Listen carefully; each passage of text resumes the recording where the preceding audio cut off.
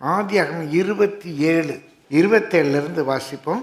அவன் கிட்ட போய் அவனை முத்தம் செய்தான். அப்பொழுது அவனுடைய வஸ்திரங்களின் வாசனையை மோந்து, இதோ என் குமாரனுடைய வாசனை கர்த்தர் ஆசீர்வதித்த வயல்வெளியின் வாசனை போல் இருக்கிறது. என் குமாரனுடைய வாசனை கர்த்தர் ஆசீர்வதித்த வயல்வெளியின் வாசனை போல் இருக்கிறது. தேவன் உனக்கு வானத்து பனியையும் பூமியின் கொழுமையும் கொடு. பிரியமானவர்களே, ஏசா வனசஞ்சாரியா இருந்தான். நல்ல வயல்வெளியிலெல்லாம் போய் வேட்டையாடும். பூ விற்கிறவங்க, நல்ல மல்லிகை பூ விற்கிறவங்க, அவங்க கிட்ட போனாலே மல்லிகை பூ வாசனை அடிக்கும். கருவாடு விற்கிறவங்க, அவங்க கிட்ட வந்தாலே கருவாடு வாசனை அடிக்கும். எதுவும் தவறுன்றல்ல. ஏதோடு நம்ம ரொம்ப க்ளோஸாக இருக்குமோ அந்த வாசனை நம்ம வஸ்திரத்தில் தானாகவே வந்து நம்முடைய ஐக்கியம் எப்படி இருக்கு.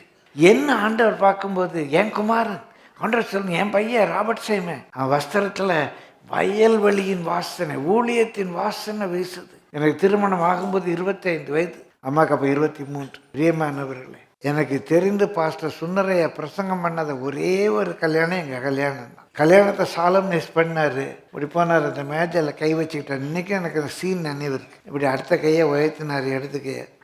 இவரே ஒரு பிரசங்கியார். இவர் என்னத்தை நான் பிரசங்கம் பண்ணேன் அப்படின்னாரு. 25 வயசு பையன். என் கல்யாணத்தில் பாஸ்டர் சுந்தரையா சொன்னது சொல்லிட்டு ஒரு வார்த்தை சொன்னார். எனக்கு இவரை பற்றி ஒரு சாட்சி உண்டு. இத்தனாம் தேதி இன்ன கிழமை இத்தனை மணிக்கு இவர் இன்ன இடத்துல இருப்பார்னு எனக்கு தெரியும். நிறைய 25 வயதில் வீசின வாசனை அது. உங்ககிட்ட என்ன வாசனை வீசுது? இன்ஸ்டாகிராம் வாசனையா? ஐயோ, என்ன வாசனை வீசுது? மொபைலே நோண்டிட்டு இருக்கிற வாசனையா வீசுது? என்ன வாசனை வீசுது? ஃப்ரெண்ட்ஸோட சுத்துற வாசனையா? ஓ, பைபிள் வாசிச்சுட்டு இருக்க வாசனையா? பைபிள் நாலேஜ், எதை கேட்டாலும் பைபிள், எதை கேட்டாலும் பைபிள். பைபிள் வாசனை. சபையின் வாசனை வீசுதா? சர்ச்சு சர்ச்சு சர்ச்சு என்ன வாசனை வீசுது? ஓ, ஊழியமா? காலையில் ஊழியம், சாயந்தரம் ஊழியம், ராத்திரி ஊழியம், இங்கே பிரசங்கம், அங்கே பிரசங்கம், இங்கே போய் சந்திச்சேன் ஹாஸ்பிட்டல். ஊழிய வாசனை வீசுதா?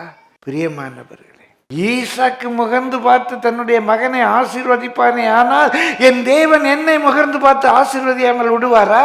கொஞ்சம் நீங்க லாஜிக்கலா யோசிச்சு பாருங்க.